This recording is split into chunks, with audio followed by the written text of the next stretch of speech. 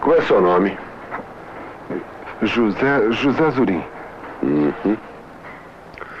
E agora, José? E agora, José? A festa acabou. A luz apagou, o povo sumiu, a noite esfriou. E agora, José? E agora você? Você que é sem nome, que zomba do... Que negócio é esse?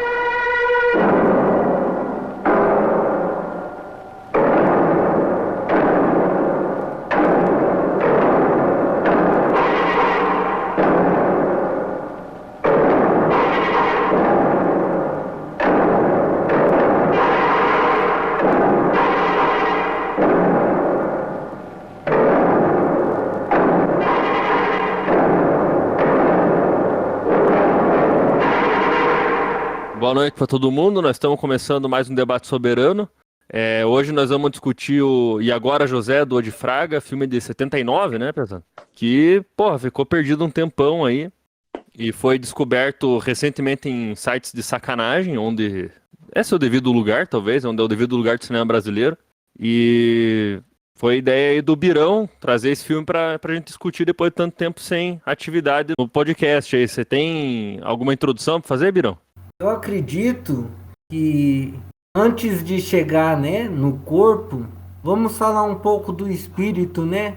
Porque é justamente pensando, né, nos integrantes dessa gangue, os olhares vertigem dessa gangue, né, para conseguir trazer das sombras um filme como E Agora José, né?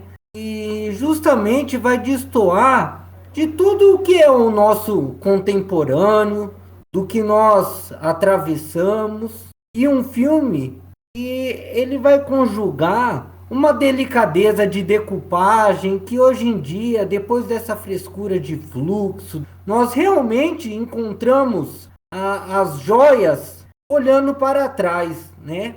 Então, revigorar a importância de trazer esse filme para uma encruzilhada, né? De trazer um novo olhar sobre esse filme, não um novo olhar, mas reatualizar, né, o contemporâneo com um filme desse, onde é aquilo que o Walter Benjamin coloca: a partir dos escombros surgirá o caminho de luz. E eu acredito que a luz do E Agora José é uma luz que, mesmo se tratando de um episódio histórico, vai além do histórico e chegando justamente na verve cinematográfica. Eu acho que, né, como diria o Pedro Costa, que os bons filmes sempre mantêm a porta fechada, eu acho que o Agora José nos mantém trancafiado em sua sala. Bom, boa noite a todos e vamos nessa.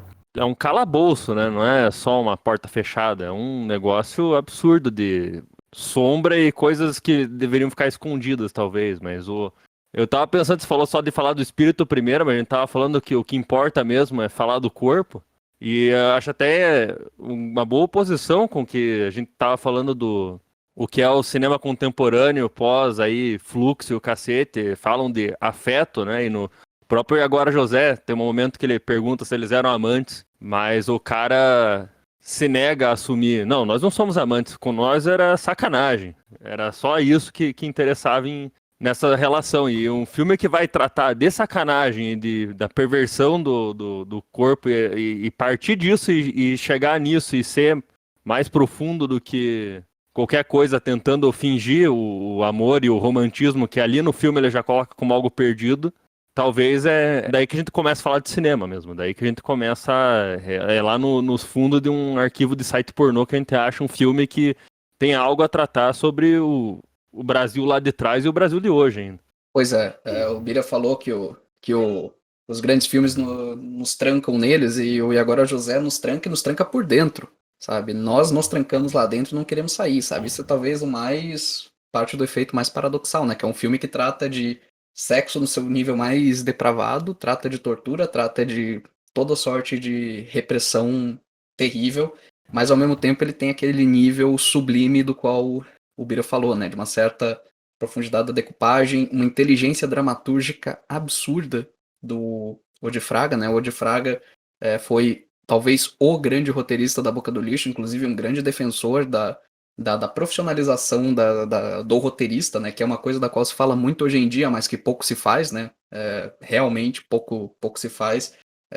A condição de roteirista hoje em dia no Brasil, embora seja uma categoria em tese profissionalizada, enfim, você vê que pelos trabalhos de roteiro é uma coisa subprofissional em termos de realização, e nós temos este Odifraga, né, que foi um grande roteirista da Boca do Lixo e depois um diretor enfim, que merece todo o reconhecimento por ter feito essa passagem, né? No caso, a produção é do Davi Cardoso, né, outro das figuras da Boca, e enfim, eu acho que a inteligência dramatúrgica do Odifraga é o que faz com que a gente pegue e não seja apenas um filme grotesco, no qual você tem que fazer certas, aparentemente, concessões à sexualidade para poder vender o filme, como é o caso de tantos filmes da Boca, né?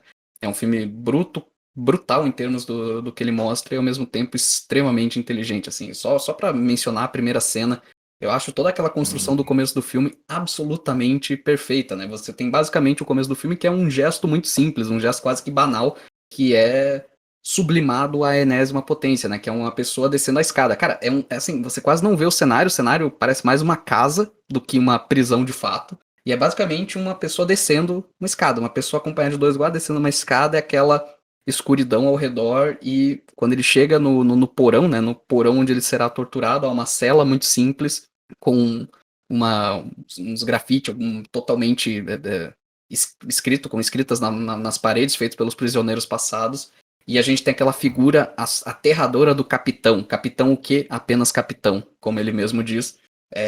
No escuro você não consegue ver o rosto dele, e aquela conversa esquisitíssima entre os dois, assim, em que ele inclusive pergunta: e agora José, que é o nome do protagonista, e o protagonista lhe responde com um poema.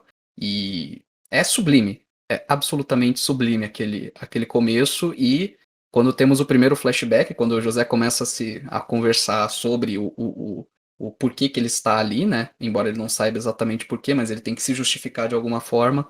Aí entra a putaria, entra o negócio, e temos uma das grandes imagens do filme pra mim, que é o que eu imagino que deveria ser a vida do próprio de Fraga, né? Tipo, temos a cena de uma surubona, uma puta de uma orgia, e daí tá lá o José lendo um livro com uma mina sentada em cima dele, entendeu? Obviamente, fodendo e lendo ao mesmo tempo. Imagino que isso aí é a imagem perfeita do que deveria ser muito do que o mundo que o Odifraga conhecia, né?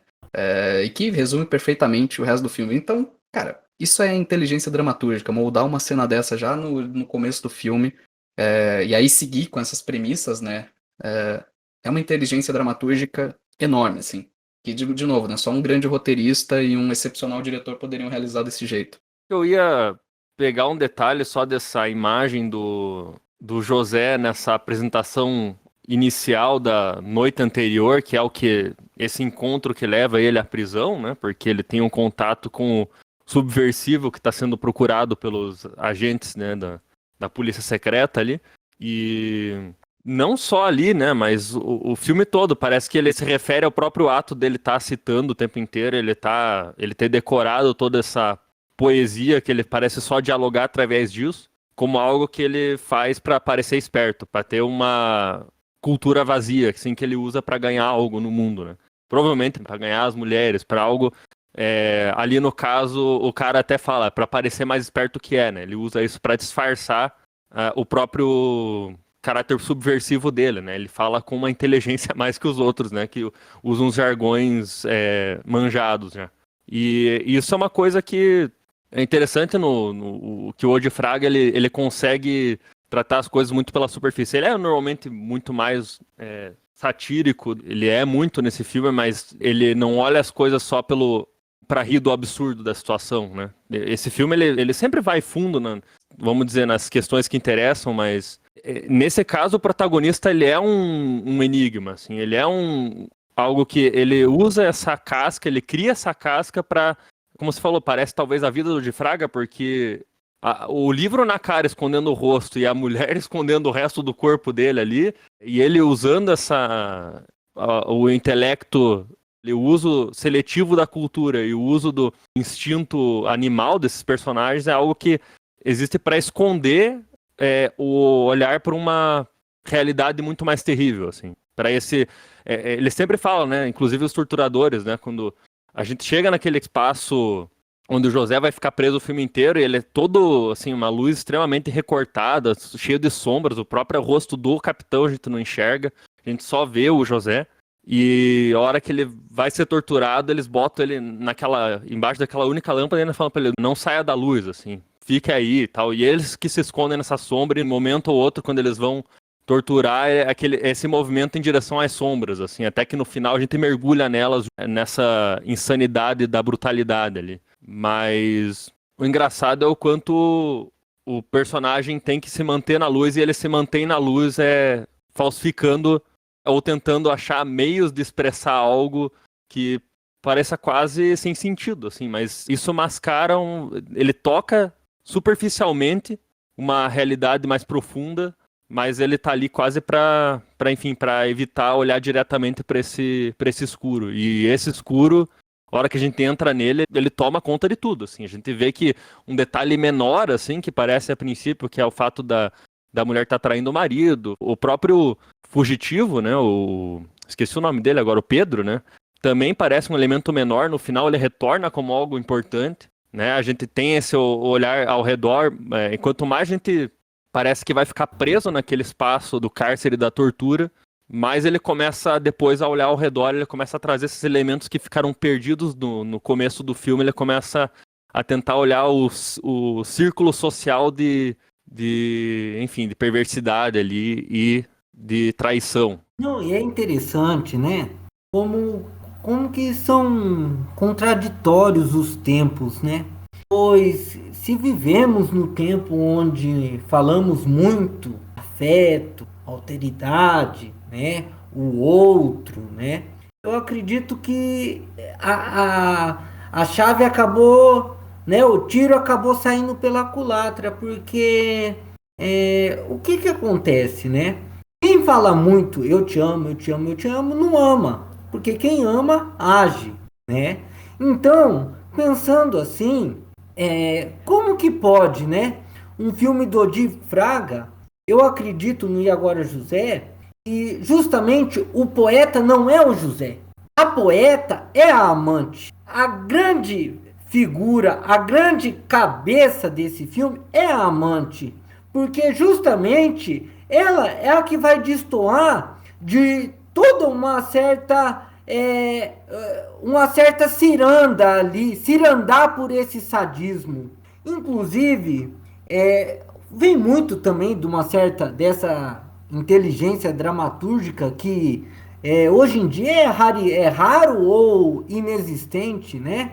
Pensar nessa relação, até mesmo quando eu comentei dessa decupagem, vocês trouxeram essa primeira cena da escadaria, chega a ser assombroso para olhos que se depara com um cotidiano extremamente morno, o limbo do que é, né, do que nós vemos hoje, porque extremamente o explícito é vazio, e trazer naquelas entranhas do sublime toda uma coreografia de um episódio, né, histórico, vamos pensar, né, a ditadura, a relação da tortura, e traçar no seu mais naquelas veredas mais misteriosas, porque o jogo não é dado. Se pensarmos em outros filmes brasileiros que colocaram essa relação da ditadura brasileira, da ditadura militar, é muito nítido de como que o filme do Odi Fraga ele vai diferenciar e ele vai sobressair justamente nessas camadas, das quais eu coloco que o poeta não é o José. Inclusive, o José, ele, em diversos momentos, com o capataz mais afeito a ele, eles se olham numa coincidência, num gesto amoroso, afetivo. Chega a ser até, olha para vocês verem, né? A tortura com gestos que traça, né? Essa relação afetiva. Mas aí justamente isso, de como que o valor desse filme está na mulher e na sua verdadeira emancipação. Porque não é a emancipação, ela não se dá por palavras, ela se dá pelo ato. E aí o que acontece?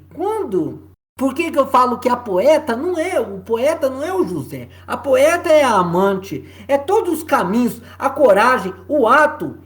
Porque o José, ele se baseia na palavra. Inclusive, ele está pouco se lixando pelo ato. Agora, ela não. Ela dá um toque, ela tem uma relação muito mais carnal com a vida. E essa relação carnal com a vida é muito do que o Rimbaud vai dizer no Eu é um Outro. Então é justamente esses caminhos que aí me alavanca essa relação dramatúrgica e aí também, né, deságua na relação do roteiro, porque o que acontece, né? Depois que proliferou oficinas de roteiro, livro de roteiro aqui, acolá, a palavra perdeu o sentido.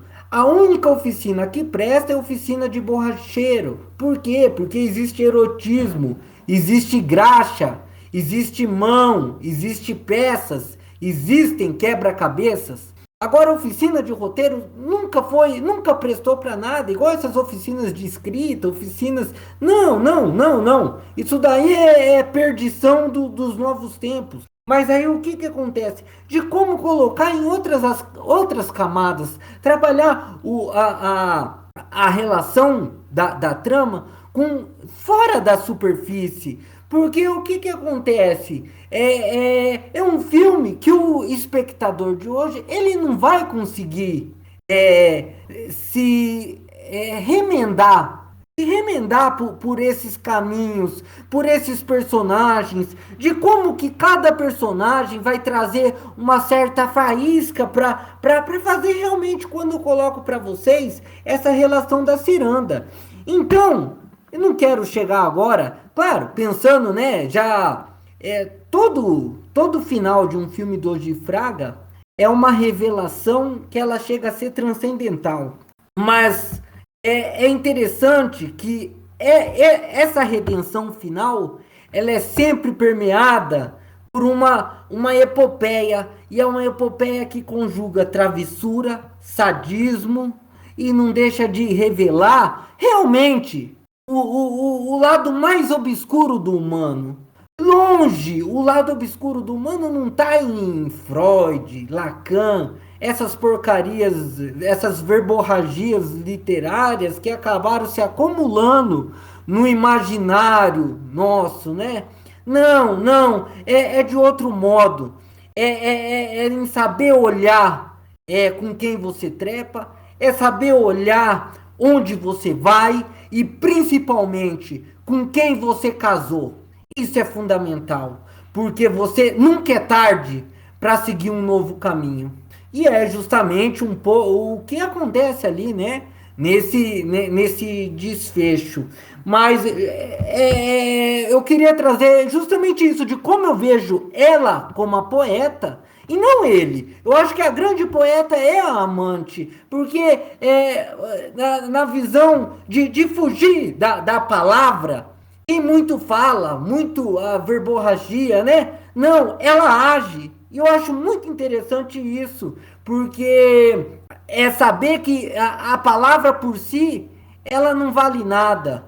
Agora, o gesto, esse sim muda horizontes, muda caminhos, contornam outras encruzilhadas. A palavra para ele está completamente divorciada da ação, no sentido que até quando eles tentam acusar ele da participação em atividades subversivas, em, sei lá, propaganda, em falar em favor de causa operária, coisa assim, a gente não tem acesso a nada desse mundo. Tudo ali é um jogo político, e tudo é um jogo de poder entre o prisioneiro e os seus carrascos ali, a mulher e o marido, o amante com outro amante, e assim vai, né? Tudo parece um jogo de poder e algo que você tenta acessar um mundo que já está distante demais. Assim, especialmente nesse caso da mulher. Ela ainda fala na relação como amantes com ele, mas para ele não.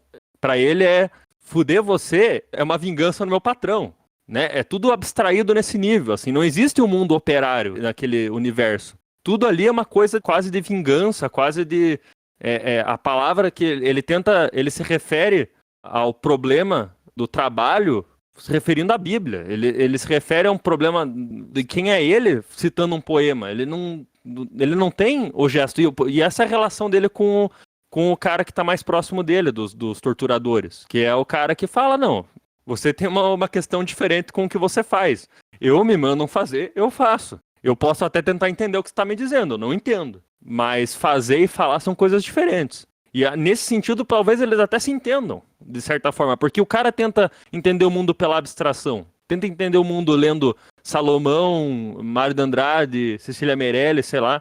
Enquanto o outro só faz aquilo que é ordenado. Ele não tem... A ação dele não precisa ter sentido, não precisa ter uma relação com a ação dos outros, não precisa ter uma relação com o próprio raciocínio do que ele faz. O mundo deles é realmente quem está dominando quem e o porquê não existe nessa relação. Para a mulher existe, tanto que no final, para os dois existe. Até uma coisa que é ridícula quando um dos caras que estão apontando a arma para o marido fala: você fez isso para vingar a tua mulher por ser corno e agora você é corno quadriplicado. Porque a tua mulher está sendo comida por todos eles. E isso é uma coisa que, assim, daí, aquela face dele no final tem tudo a ver com isso, que ali ele percebe que o poder que ele tá forçando, até a questão da vingança sobre a mulher dele, é um negócio que o propósito original até disso, que era pelo fato dele ser corno, já não faz sentido. Ele só fez ele ser mais corno, ele só fez... Aquilo é um sadismo completamente absurdo. E ela ali também, ali os dois se entendem, de certa forma, e eles vão por caminhos opostos. Ali tem aquele olhar vazio no final, diz muito sobre quando eles têm que encarar o porquê das ações deles. Então, sobre o negócio do protagonista versus a amante, que, enfim, tem uma coisa muito foda, assim, que pra mim eu acho que o drama da amante já é colocado logo no primeiro encontro que ela tem com o José na cela, né? Em que ele olha bem no olho dela, inclusive frontalmente, quase que direto pra câmera, e diz que a gente trepava uma vez por semana. Isso não é amor, isso é sacanagem.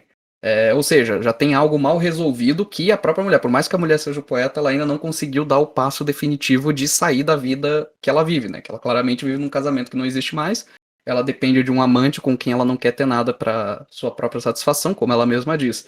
E que basicamente essa é a odisseia que ela tem que passar para conquistar isso no fim, né? Quando ela finalmente cospe na cara do seu marido e vai embora, né? Quando ele basicamente denunciou todo mundo lá pra salvá-la, ou não, né? Na verdade, não. Um ato de, em última análise, egoísmo e conformismo, né? E ela recusa isso. Então, na verdade, ela só conquista essa carnalidade da vida, finalmente, nesse final em que nós temos aquele plano maravilhoso dela indo embora, né? Desaparecendo no horizonte, né? No fundo desfocado, enquanto que o marido tem o olhar vazio do qual o Paulo falou, né? Mas isso aí é uma coisa que ela vai tentar resolver, que ela vai passar por todo esse drama, por toda essa odisseia pessoal dela pra resolver nesse momento definitivo em que ela diz não, já basta, já chega, sabe? Que é absurdo, assim. Então, sim, ela é a que consegue realizar isso que ela não conseguiu, ou que ela estava tentando ao longo de todo o filme e finalmente no fim consegue, né? O José, infelizmente, nem essa chance teve,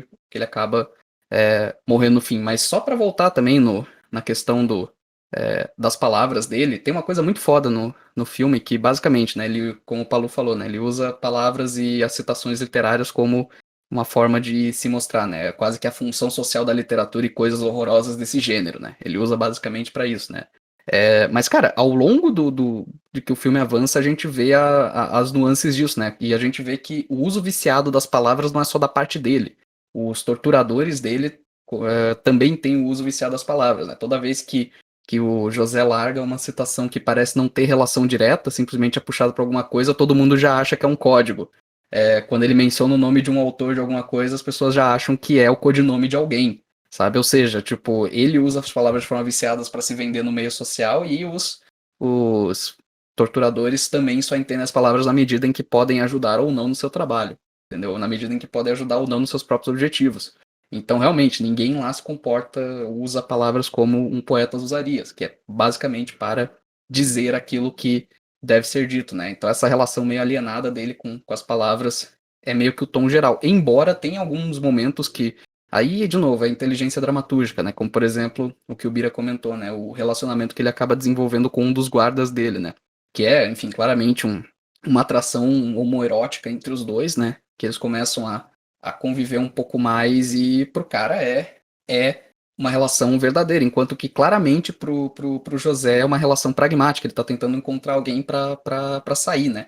Tá tentando converter alguém pra ajudá-lo a sair, até porque a situação dele é absolutamente desesperadora, e é bem no momento em que a gente começa a ter uma reviravolta no personagem, em que certas informações dele começam a ser reveladas, de que talvez ele tivesse envolvido com aquele grupo militante, né, e que é o que se confirma depois, né, o Pedro, que é o líder da célula militante da qual ele fazia parte, estava tentando salvá-lo por uma questão romântica, né, de certa forma o Pedro e o José são românticos falidos, né. Eu acho que é um dos grandes temas desse filme, um dos grandes temas, talvez, do Odi Fraga, não só como diretor, mas como roteirista, seja esse romantismo perdido, né? Que, inclusive, é uma tônica que começa a cada vez mais ficar mais comum nos filmes da Boca, também nesse período, né? Que é o período 79, a gente já tem uma certa decadência daquela vitalidade da Boca que viria a levar ao fim de todo esse modo de produção, né? Então, enfim, isso aí, esse tema do romantismo perdido se torna ainda mais urgente, justamente nessa fase, né? E o E Agora José tem os elementos disso, né? Você tem, enfim, tem indo para um lado mais extremo da sexualidade, né? Um filme que tem que abordar não só sexualidade, mas tortura, até uma relação sádica com a sexualidade, né? Que é parte do processo pelo qual vários filmes, várias chamadas pornochanchadas da Boca passaram por esse período, né? Porque era necessário para cumprir, era quase uma exigência, e o Odi Fraga consegue encaixar isso num grande filme, sabe? Consegue colocar isso num contexto absolutamente extraordinário. Eles conseguem tirar isso alguma coisa. E, de novo, né?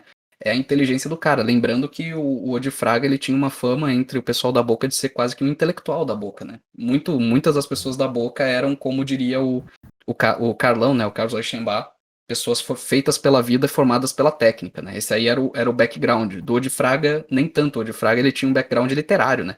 Até por isso que ele virou uma espécie de escritor da Boca, né? Então ele era um homem extremamente culto, fazendo esse entretenimento vagabundo e tornando esse entretenimento vagabundo o melhor possível, né? Que era o que ele tentava sempre. Ele é um roteirista de grande excelência, na verdade. E isso fica muito, muito claro no filme. Aliás, né, uma coisa que eu acho extraordinária nesse filme, que, de novo, né, é basicamente o Odi Fraga, homem culto, tentando fazer o melhor a partir do seu material, né? Tem a trilha sonora do filme, inclui Stravinsky, inclui Brahms, inclui Aaron Copland e inclui sons eletrônicos, né? Tem lá, tipo, o nome de todo mundo, sons eletrônicos, logo embaixo. Essa discrepância nos créditos já diz muito do tipo de coisas que o Odi Fraga tá tentando balancear para fazer esse filme. O Jean Renoir não vai comentar, no caso, que o faroeste, por ter certas arestas, justamente vai proporcionar uma maior liberdade de criação? Justamente, o Odi Fraga defendia isso. Ele não mudaria o modo de produção da Boca por momento nenhum. Entendeu? Justamente o diálogo com a vulgaridade que permite que filmes como esse aconteçam. Com certeza. Desculpa interromper, Bira, mas só para confirmar. Não, mas é justamente isso. E aí, eu sabe o que eu coloco para vocês? É justamente uma indagação, porque essa preciosidade acabou escoando pelos caminhos da história. Porque o que acontece? De um lado, cinema novo. Claro, 79, a coisa toda já estava caminhando para o precipício, né? O precipício ali já era visível. Mas, por exemplo, pensar num cinema novo, pensar no tal do cinema marginal, ou mesmo o de grude, tal. E esse tipo de cinema acabou sendo totalmente esquecido por aquilo que o João Cabral de Melo Neto fala, né? Sobre uma questão do poeta dele ir lá e desconstruir a máquina e a máquina ficar sem sentido. Porque qual a relação do filme sem o espectador, né?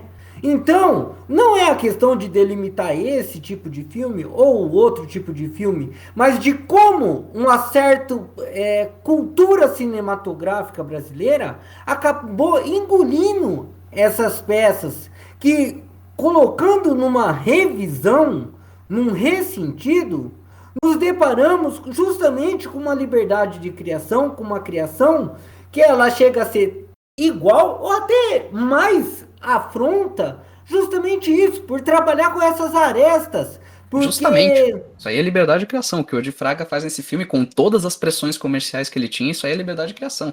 é assim, são detalhes que aí entra naquela outra vulgaridade do nosso tempo, né?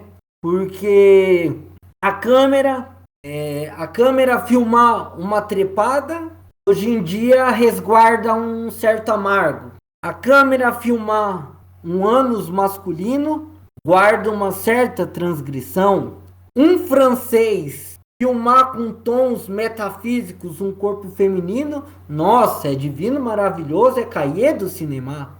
Agora, acaba relutando esse cinema para aquela camada que justamente é uma cereja do bolo. Eu acho que não chega a ser nem a cereja do bolo. É o cego tentando compreender o tiroteio. Porque eu vejo o erotismo no Odi Fraga, justamente como Cláudio Cunha e como outros cineastas da Boca, não na relação vulgar, nessa relação pornográfica. Aqui é o erotismo do Bataille. Não à toa que o Bataille vai associar o gozo com a morte. O gozo e a morte, eles estão na mesma... eles se complementam, sabe? Então, mais uma vez, de como que a maldade está nos olhos de quem vê. E aí que está justamente também dos personagens, de como que eles são colocados ali numa outra relação. E aí que a gente acaba nos deparando com a figura da amante, esse olhar do amor. Por que eu falo que ela é a poeta? Porque eu penso que ela é a única que ama. Ela é a que acredita no amor. Ela é uma burguesa, tem uma vida tranquila, tem o seu marido, tem uma ótima casa, muito bem decorada e tudo. E ela poderia muito bem driblar essa situação como se fosse apenas mais um caso, como se fosse apenas mais uma transa. Mas não é só mais uma transa para ela, entendeu? A palavra para ela não faz sentido sem o ato. E aí realmente eu volto para aquela relação. Olha para você ver quantos estudos, porque se proliferou muito esse estudo, o cinema e o feminismo, cinema e a mulher e tal. Agora eu pergunto para vocês, que tipo de pesquisa pode pensar essa relação cinema e a mulher e fugir de um filme como esse, onde a grande volúpia, a grande verve se encontra justamente na mulher que se vê num jogo de ciranda, percebe a merda toda, precisa passar toda uma epopeia para se ver guiada por novos caminhos. Isso que eu acho assim, de como que olhar para trás do cinema brasileiro é muito mais frutífero do que olhar para frente. Eu lembro sempre de uma fala dele que eu acho sensacional, extremamente simples, assim, mas é sensacional naquele curta O Boca Aberta, que é um curta do Rubens Xavier, se não me engano. E principalmente nesse contexto, assim, com isso tudo que vocês falaram sobre o Odi, ali naquele momento da porno chanchada, tem pelo menos metade dos cineastas extremamente incomodados que eles têm que fazer um cinema com algum tipo de sexo explícito, que eles chamavam, né? Cinema de sexo explícito, que, enfim, é a porno chanchada, um filme erótico no final das contas. Mas então você tinha ali metade dos cineastas completamente incomodados de terem que fazer isso para continuar trabalhando. E daí você tem o Odi, que é essa figura, que nem o Zé falou, né? O intelectual da boca, assim, conhecido até, enfim, acho que o grande apelido do Odi, se existe algum, é justamente esse, né? O intelectual da boca. E então é essa figura, mas ao mesmo tempo é o que mais gosta de fazer isso, mais gosta de fazer esse tipo de cinema sacana. E daí ele fala ele fala o seguinte, talvez eu erre, enfim, eu devo estar parafraseando, mas no fim das contas ele fala algo tipo, meu nome é Odi Fraga e eu gosto de duas coisas, pornografia e cinema. Por isso que eu faço cinema pornográfico. E daí ele manda tipo uma banana assim pra câmera, sabe? E, enfim, acho que, sei lá, resume bem pra caralho o que é o Odi, assim, principalmente nesse contexto, assim, do que vocês estão falando agora. Enfim, contextuoso, pensando nessa figura do Odi dentro dessa ideia de erotismo e intelectualismo, e, enfim. Ele sempre foi mais um cara voltado pra sátira do que um Carlão, por exemplo, que né, mesmo com todo o humor é melodramático, né? Existe tons bem distintos aí. O próprio Cláudio Cunha, o Jean Garret, que pra quem o Odi escreveu alguns filmes, inclusive tem um que conversa muito com esse filme pra mim, que é o Possuídas pelo Pecado. Mas a gravidade do tom mesmo desses cineastas é muito diferente do Odi Fraga, né? Ele gosta um pouco do enigma desses personagens um pouco mais. Ele gosta um pouco mais todo esse lado vil dos personagens escancarados ali, né? Ele não tenta, às vezes, penetrar muito neles. E isso que você falou, às vezes, né, o gosto pela sacanagem é muito mais assumido. O que faz tão forte a poesia da personagem, né? A poesia verdadeira da personagem da amante, né? Que ela não aprende nunca a falar, no fim das contas. Ela nunca aprende a expressar o que ela está buscando, o que ela vê de verdade, o que ela sabe das relações que estão ali sendo investigadas. Mas ela fica presa lá, de início. Ela fala assim, olha, se eu não chegar às 8 pra janta com meu marido, a gente já viu essa janta acontecendo antes, inclusive que é onde o marido expõe a questão do cara tá sumido, né, do José tá sumido e que não se preocupe, ele é um homem de negócios. Não existem mais esses artistas intelectuais românticos que algo diferente, né? E ali a gente tem aquele silêncio, aquela morte, aquela desesperança, né? Já estabelecida. Depois ela fala, não, eu tenho que sair daqui porque senão eu vou ter problemas com meu marido se eu tiver que explicar por que eu não estava em casa às 8 na hora do jantar, que a gente vai viver aquela morte, né? E ela nunca aprende a expressar, ela nunca aprende a confrontar o marido, ela nunca dirige uma palavra que não seja prática, que não seja até perdida da situação extrema que ela está vivendo. Mas, assim, ela aprende pelo menos a tomar aquele caminho diferente. A única coisa que realmente ela age, o único ato rebelde realmente nesse filme é aquela cuspida na cara e aquela andada numa direção contrária, né? Parece que ela vai sumir naquele quadro, ela vai desaparecer naquele campo fora de foco ali. E é o ato de rebeldia. E isso é uma tônica de todo o cinema dessa época, que inclusive a gente vê no Possuídas pelo Pecado, a gente vê no Snuff, do Cláudio Cunha. Enfim, essa andada pro nada parece a tônica geral desses filmes da boca aí, que a gente tanto gosta desse período aí, caminhando pro final da ditadura, final dos anos 70, morte já do cinema brasileiro, talvez, porque a gente vai entrar no cinema do sexo explícito, onde o contrabando do próprio de Fraga, que gostava disso, já começa a ficar complicado, né? E onde ele tem que, por exemplo, unir a sacanagem e a discussão intelectual já não é mais possível. Às vezes é só sacanagem mesmo, e onde um dos grandes talentos dele é como um puta dialoguista, por exemplo. Ele sabe estruturar roteiro, ele sabe trabalhar a situação de confronto direto, coisa que começa a ficar complicado quando você é obrigado a só filmar Xana e Pinto. Quando isso vem com outras coisas, é diferente a própria relação dele com o material. Esse ato final do andar pra lugar nenhum, né? Ou seja, você tomar a atitude de não aceitar mais aquilo, mas não ter mais pra onde ir, que falou muito bem, é o grande tema, talvez, desse período, pelo menos na boca, assim. Eu tinha até interrompido ele antes, que pra mim esse é o ato definitivo de rebeldia, mas é um ato de rebeldia, enfim, que vem a duras penas, depois, basicamente, tudo aquilo que ela passou, e sem promessa nenhuma, assim, sabe? É uma coisa, ao mesmo tempo, sublime e desoladora, né? É tipo, por isso que pra mim, aquele plano dividido, né? Da perda do cara, o cara perdido, aquele olhar de nada, e ela desaparecendo no desfoque do fundo é tão potente assim, sabe? Isso é a diferença para um Carlão, que não tem reconciliação mesmo no fim do mundo, assim. Porque o Carlão, ele filma os personagens se afogando, mas eles têm um ou outro ainda. Sim. Não, então, é que você falou do melodrama. Cara, é que tem uma coisa assim, cara, é que, assim, tem uma coisa... Eu tô meio fissurado em falar de método ultimamente.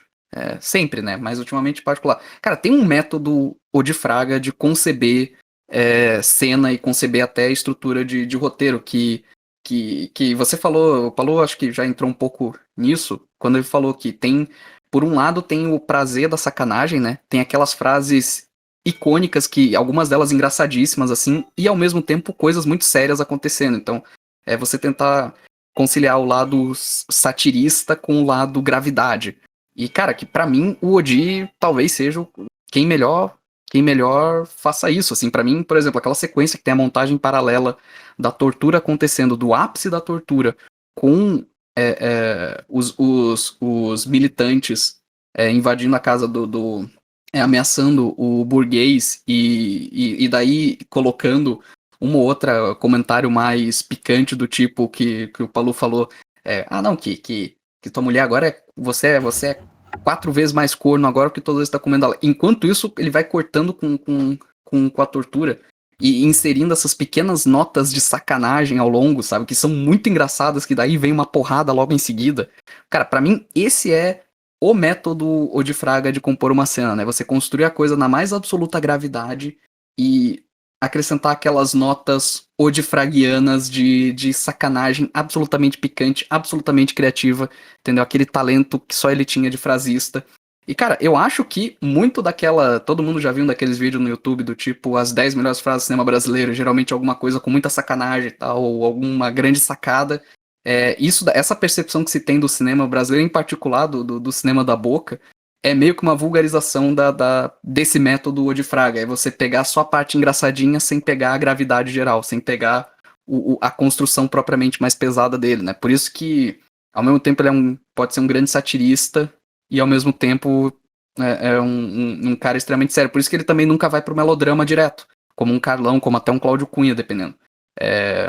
Então, eu acho que, pra mim, isso aí é o método Odifraga. Ele encontrou o equilíbrio perfeito desse estilo BR brasileiro de escrever diálogos com a mais absoluta seriedade e com suas notas de sacanagem, tanto ácidas e humorísticas, assim, sabe? E esse caminho foi totalmente abandonado, porque boa parte desse método foi estigmatizado, né?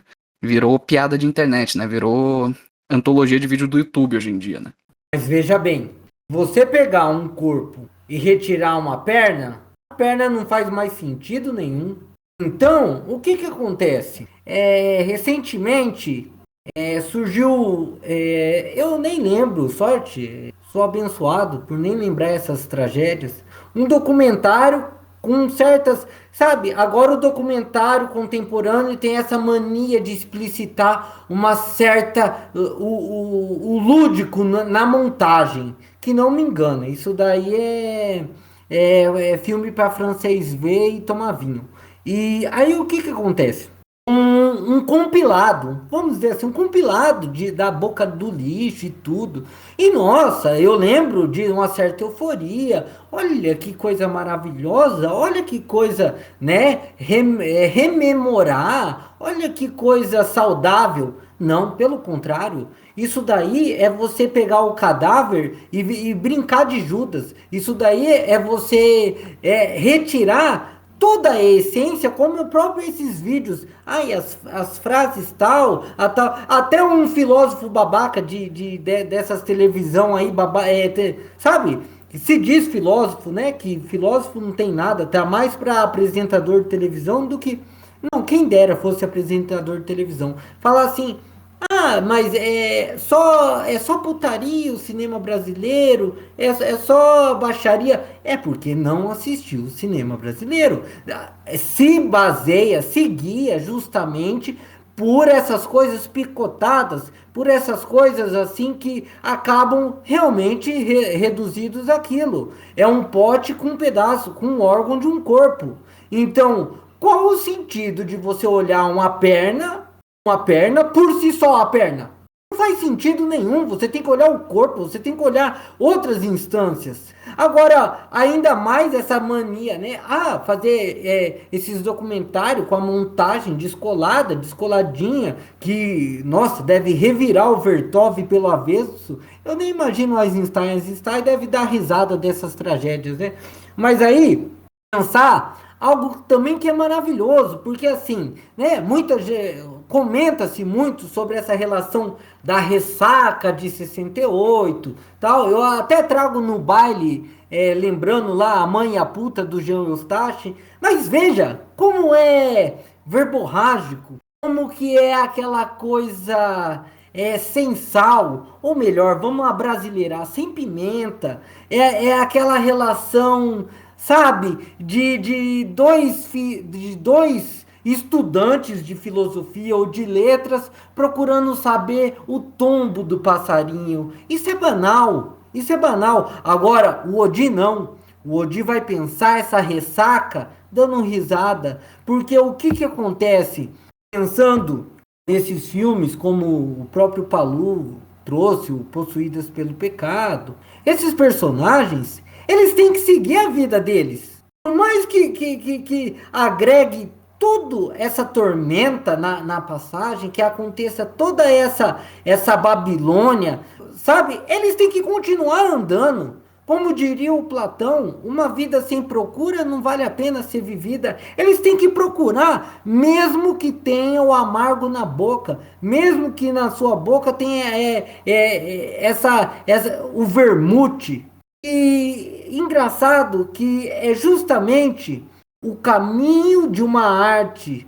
O caminho da arte está justamente numa conjugação entre, não diria o erudito, não gosto dessa palavra, mas o estudo, que no caso, quando o Pedrinho traz aquele documentário, é nítido a relação do Odi também com uma certa, eu não gosto também dessa palavra cinéfila, mas com uma relação de assistir filmes, porque você vai estudar filmes assistindo filmes, não é lendo teoria ou lendo cahiê do cinema, essas baboseiras. Isso daí você vai entender de filmes assistindo filmes, conjugado com o olhar sobre onde eu piso, sobre como são as pessoas, porque as pessoas, elas não são boas, não existe amor, não existe amor. Vamos embora para Passárgada. Aliás, não seria, se o poeta é um fingidor, a grande fingidora é a amante.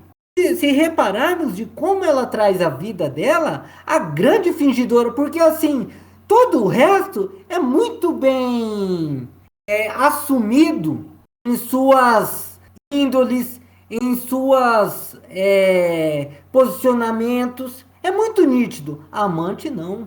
Jamais sabemos qual é o próximo passo ou não.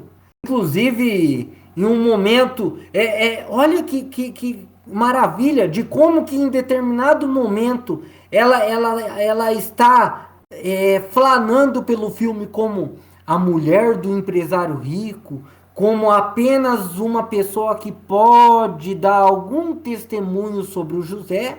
De uma hora para outra ela leva um tapa na cara e não, ela já está na mesma laia, ela já está no subterrâneo, e ela continua fazendo isso, inclusive pensando quando ela é presa com as duas putas, né?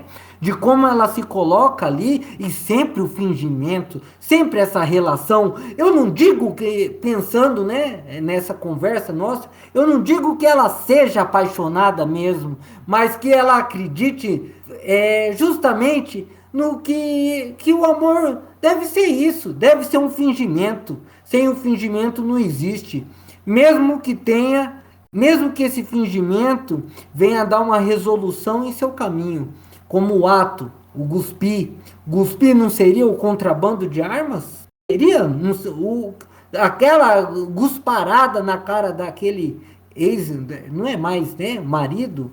Não seria o contrabando de arma? Assumir, tomar um caminho, não seria o que Platão fala de procurar um caminho, de procurar um outro sentido? Mesmo que esse sentido, ele venha com uma bagagem extremamente amarga, com uma bagagem extremamente persuasiva. Nesse final, ela também não entende que o que ela estava buscando é também o que buscava o outro amante, o José? Eu tenho certeza. Porque ela não consegue assumir isso. Você falou dessa coisa do fingimento. Ela talvez não estivesse buscando... que ela fala, né? Ah, ele me satisfazia como mulher. Não é isso, talvez, que ela estivesse buscando. Ela estivesse buscando realmente a vingança do marido e não pudesse assumir isso antes. E, aliás, você falou dessa etapa na cara. Pra mim, esse momento do filme é uma virada absurda ali, porque é um ponto de... A gente entra nesse mundo das sombras a partir dali, porque tem até essa coisa da fala dela, que é foda, porque e entra no que o Zé disse, do gosto até mesmo pela vulgaridade, pelas grandes sacadas do diálogo e tudo, que o pessoal, tirando do contexto, não, sabe, perde a graça realmente. Perde a graça e a gravidade, você perde tudo. Porque ali tem um momento em que capitão chega e pergunta, né? Fala de como tá a situação e pergunta pra ela como é que foi a sua estadia. Ela fala, foi muito bem tratada. Daí, de repente, outro policial corta falando, não, meti a mão na cara dela. E dali pra frente é jogar ela junto com as prostitutas, falar pra todo mundo ficar pelado, ali a violência bruta o tempo inteiro. E é esse o momento que, assim, ela não consegue mais disfarçar nada, né? Ela tem que fazer cair a roupa, a pose de burguesa respeitável, a esposa, ela não tá mais protegendo nada, ela mergulha nessas sombras como todo mundo, como o filme todo mergulha. Mas ali é o momento em que a gente começa realmente a ver tudo pelos olhos dela, assim, eu acho. O filme vira sobre ela é o ponto final desse filme, ela parece ser a protagonista no fim das contas. Eu concordo.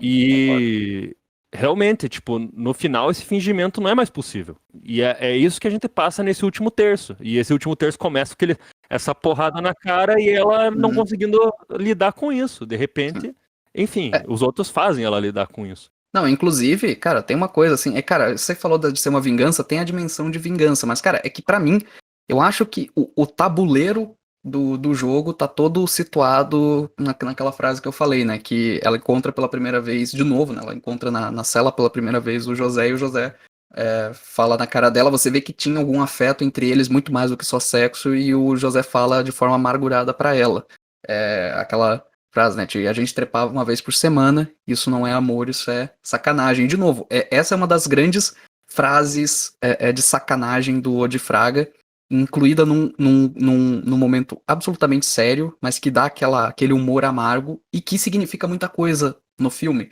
Que basicamente, assim, essa frase já entrega a relação dos dois, né? Os dois realmente tinham algo entre eles, mas nenhum deles fez qualquer movimento pra concretizar isso além do sexo. Nenhum dos dois fez movimento nenhum. Por quê? Porque há um conflito de interesse, né? Ela é a burguesa de vida boa e o cara é funcionário do patrão que é o marido dela. Então, é aquela coisa, né? Por conformismo, isso não se avança mais. Isso aí você vê na amargura O dele. conformismo dele também, da Não, falta dos dois. de verdadeiro amor dele, no sentido não só com ela, mas com a própria causa, né? Sim, dos dois, exatamente. Por isso que pra mim essa frase de novo, né? As peças do tabuleiro sendo colocadas, né? E daí tem o tal do famigerado arco de personagem, essa palavra tão mistificada, mas, cara, é que o arco, vamos dizer assim, da amante é o mais radical, concordo, Paulo? Porque enquanto que o José, ele basicamente não consegue superar o estado de alienação e conformismo, o José, mesmo quando se descobre que ele é um militante, ele ainda continua no modo conformista dele, ela não, ela é forçada a passar por um processo de ser destituída da sua posição social confortável burguesa, né? Ela leva até aquele momento que o Paulo falou, que ela leva o tapa na cara, e é justamente o momento em que ela vai perdendo o status de ser simplesmente a mulher do patrão, né? Ou seja, ela vai pra cela, ela vai pra mesma cela que estão as putas, entendeu? Ela vai ser tratada como uma prostituta, ela vai ser forçada, ela vai ser torturada com todo mundo, e ela ainda vai junto com as outras prostitutas, matar o próprio amante dela, né? Naquele momento absurdo, o ápice da tortura, que é quando todo mundo força as 3 mulheres a chutarem o José até ele morrer. Então ela vai passar por todo o ato no qual ela vai ser destituída do conforto, do conformismo, da posição social dela, pra depois dizer foda-se, entendeu? Então eu acho que parte a vingança com o marido, concordo, mas eu acho que tem algo além, Paulo. Eu acho que é ela aceitando que o conformismo social é uma ilusão. Ela nunca teve isso. Não seria aí a figura do poeta? Isso aí é o processo do poeta, né? O poeta, ele se desfaz do seu conformismo, até do seu conformismo com a linguagem, para encontrar a verdade e a beleza, sabe? Eu acho aquele momento sublime, tanto em verdade quanto em beleza. Então é aquela coisa, né? Tipo, é quase a poesia das ações, sabe? Que é a poesia mais importante que existe, cacete. Não, é só o que eu tava pensei mais imediatamente, assim, depois de ver o filme, que isso justamente faz um tempo que eu não vejo. Duvidar alguns meses, assim. De volta essa coisa da crueldade, né? Eu acho que o Palácio de Vênus também tem bastante disso. Dessas figuras, e não só no cinema brasileiro, não é só o Odi que faz isso, mas por algum motivo, eu ainda tenho que pensar nisso melhor. Eu tô lembrando do Dino Risi, assim, agora. Tô nesse tipo de impacto, um negócio um pouco mais cru dessas relações, né? Principalmente esse jogo de relações e o que toda essa ideia de de amor e de afeto, e o quanto aquilo de repente se dissipa e vira nada, né? Então tem todos esses jogos, tem só a relação da esposa com o cara, que é esse amor que não é assumido. Daí a outra lá, a prostituta, pergunta pra ela até depois, não lembro exatamente, mas ela perguntava, vocês eram amantes, vocês tinham alguma relação? Ela falou, mais ou menos, não muito. E vocês? Tipo, não, eu sou só piranha, sabe? Então toda essa diminuição dessas coisas, a própria relação homoafetiva do cara lá, do torturador com ele, que simplesmente vai pro ralo, assim, sabe? Uma coisa que se constrói ali só pra ficar ainda mais brutal aquele momento depois, né? No momento que ele decide que o cara realmente não vai sair dali, ele tem a última fechada da cela, ele tem uma despedida ali, ele tem um toque na mão dele que é totalmente homossexual, assim, não tem Não, com outra certeza. explicação. Não, isso não existe dúvida. E o cara ali, depois daquilo, morre o interesse entre um e outro, assim, ele não olha o mesmo mais pra ele. Sim. E rola uma relação afetiva em todos os sentidos, assim, né? Intelectual. É o cara meio que tentando ser o professor, assim, ensinando alguma coisa pro cara ali, essa noção, né? Pelo menos ele tem essa noção ali dentro da cela. E no fim das contas é o cara que, enfim, basicamente mata ele. Basicamente não, por fim o cara morre. Não nas mãos dele, mas com uma grande De ajuda. todos eles, né? Sim.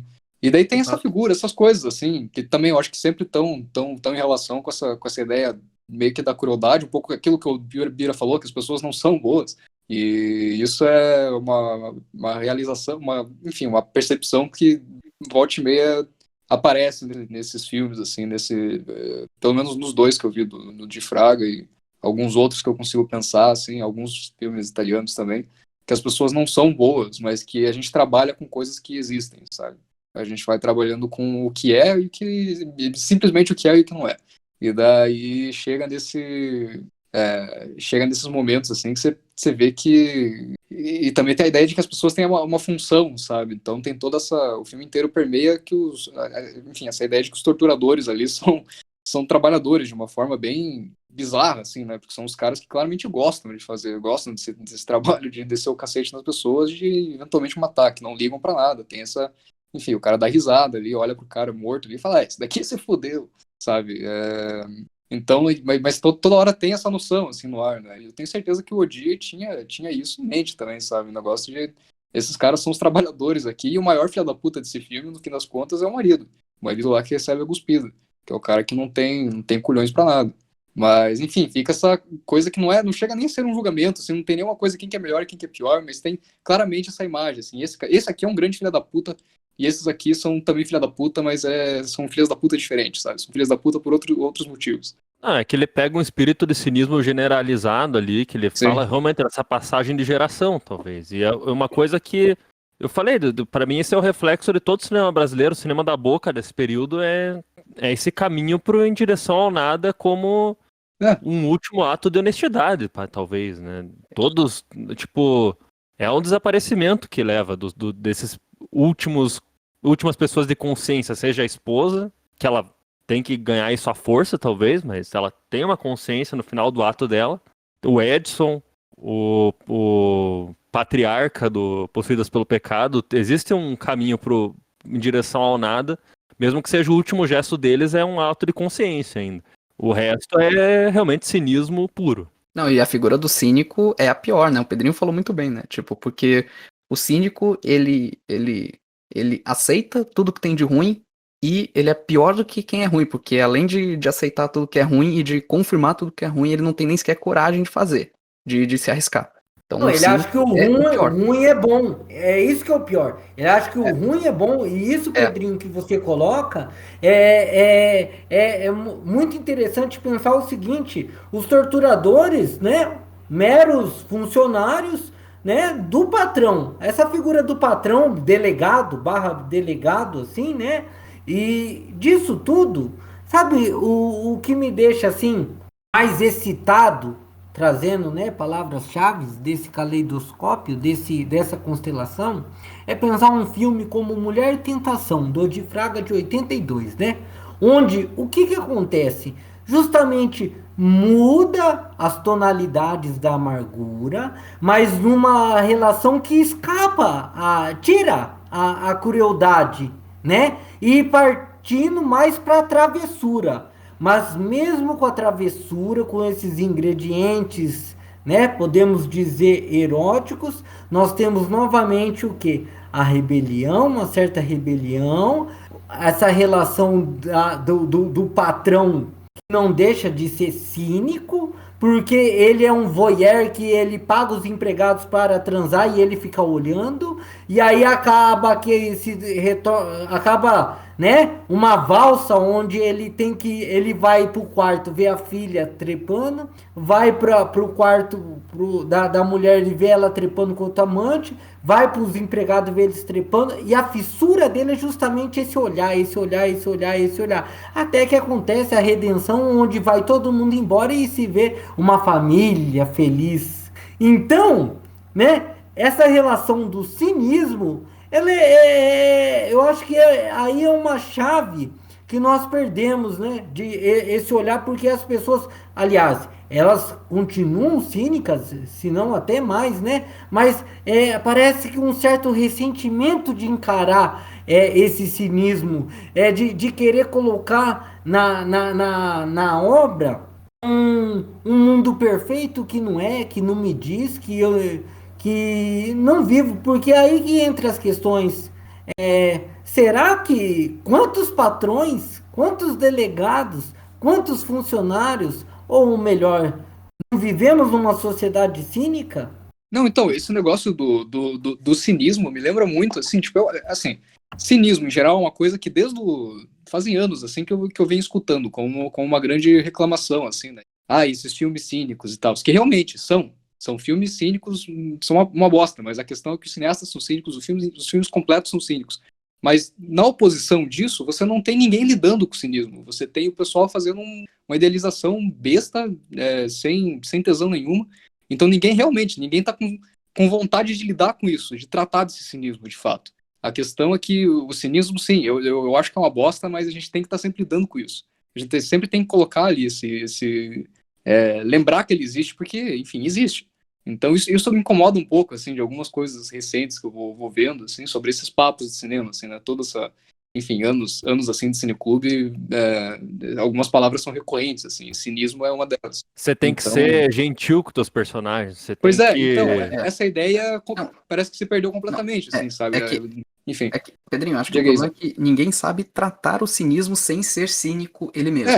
Exatamente. Esse é o grande problema. Cinismo não é o que você tem que ignorar ou que você tem que justificar ou qualquer coisa assim, não. Você tem que abordar isso seriamente. Aqui, hoje em dia, do jeito como se colocam as coisas, parece que você é obrigado a escolher entre ser cínico e ser burro. Sim.